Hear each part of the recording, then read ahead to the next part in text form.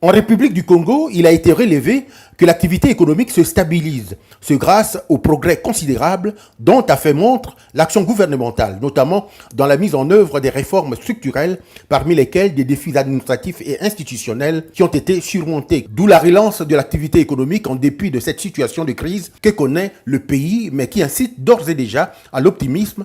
D'autant plus que le FMI, le Fonds monétaire international et le Congo sont aujourd'hui à un doigt de la signature du programme. Entre-temps, depuis 2015, en Afrique centrale, le Congo est la première destination des investisseurs. La Commission nationale des investissements, qui s'est réunie 2 fois en 2018, a agréé plus de 749 milliards d'investissements dans les domaines diversifiés. L'élevage, l'agriculture, l'industrie, les TIC, les services, etc.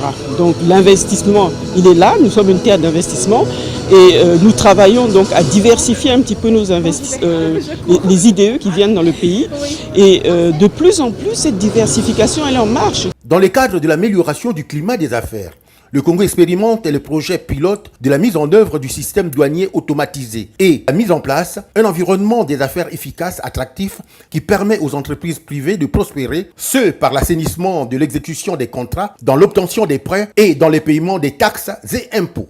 Le pays travaille beaucoup sur l'amélioration de son classement de Doing Business. Il y a beaucoup de mesures qui ont été prises par le gouvernement, notamment la création du comité interministériel pour l'amélioration du climat des affaires. Il y a beaucoup de décrets qui ont été pris dans le domaine de la création d'entreprises. Par exemple, aujourd'hui, on peut créer une SARL en fixant librement le capital. On peut créer une SARL sans passer par un notaire, donc réduction des procédures. On peut créer une SARL et la domicilier chez soi. Donc on n'a plus besoin de contrat de bail, etc. Dans le domaine de l'agriculture, par exemple, c'est un domaine qui est totalement exonéré. Et les Congolais eux-mêmes ne le savent pas. Totalement exonéré. Et c'est depuis 2015, parce que c'est la loi des finances 2015. Donc il y a des efforts qui sont faits, même si aujourd'hui on ne les ressent pas.